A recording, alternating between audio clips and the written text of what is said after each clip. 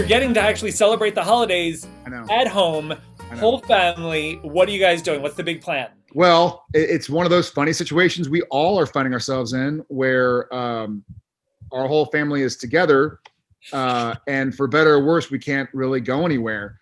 So we made the most of Thanksgiving. You know, we just got through that, and I had a couple days off, and I cooked turkey in the infrared fryer, and Jen cooked in the oven, and we kind of had a little taste test, and we went for a little bike ride around the neighborhood, and grabbed some eggs at a chicken coop and made some eggs the next morning. With the current COVID rules, if I get it, production is down for 2 weeks.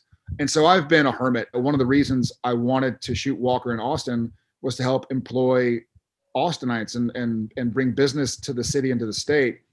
And so I would feel like a real weakness if I end up going to some Lake of the Ozarks party and then people who had been out of work for several months are out of work again for 2 weeks because you know I have a virus. Okay. That's fair. We're gonna buckle down. Home for the holidays is not a bad place to be. Not a bad place to be. Yeah.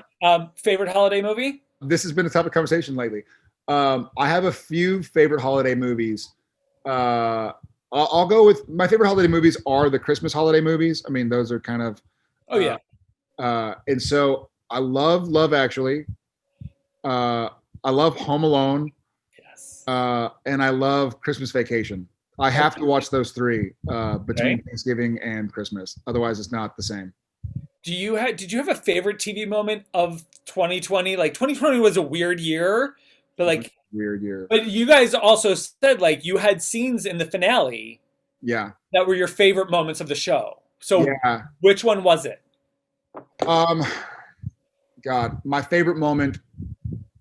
I mean, for those who haven't seen the finale, too bad, I guess. My favorite moment was the fact that the last shot of the show was the last shot that aired on the show, you know, and that we got to hear Bob Singer yell cut. And that was just such a crazy feeling of completion, even though, you know, I want to believe and hope Supernatural never dies, but just being there together as a family and it kind of being full circle where it ends the way it started with Sam and Dean Winchester.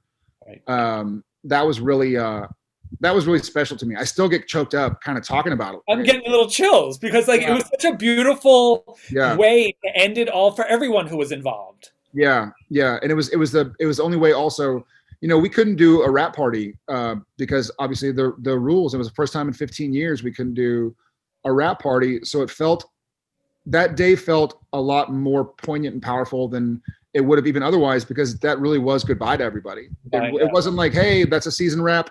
See y'all tomorrow at the convention center for, you know, drinks and hanging out. It's like, no, that's a wrap. And then 2 days later, Jensen and I got in a U-Haul and got in my truck and drove across the border and headed back home. Both home to a different state than we headed up from season one. Yeah. Both were in LA for season one, and we carpooled. And then after that day, we turned around and carpooled, but this time back to Texas. Damn. Now that you're home and you do get to, I mean, obviously your hours are still crazy because you're doing a network series. Yeah. Are you binge watching anything? Are you catching up on anything? I made the decision to pick up and watch Queen's Gambit. So I've been the worst possible husband and father for the last 2 days, because now when I have free time, I'm working on Walker. But if I have a little bit more free time, then I'm on the last episode. Okay. I've watched 6 hours of Queen's Gambit in 48 hours, and I've also been filming hard for the last 2 days.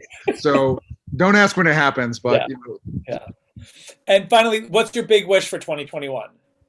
God, my big wish for 2021 is that.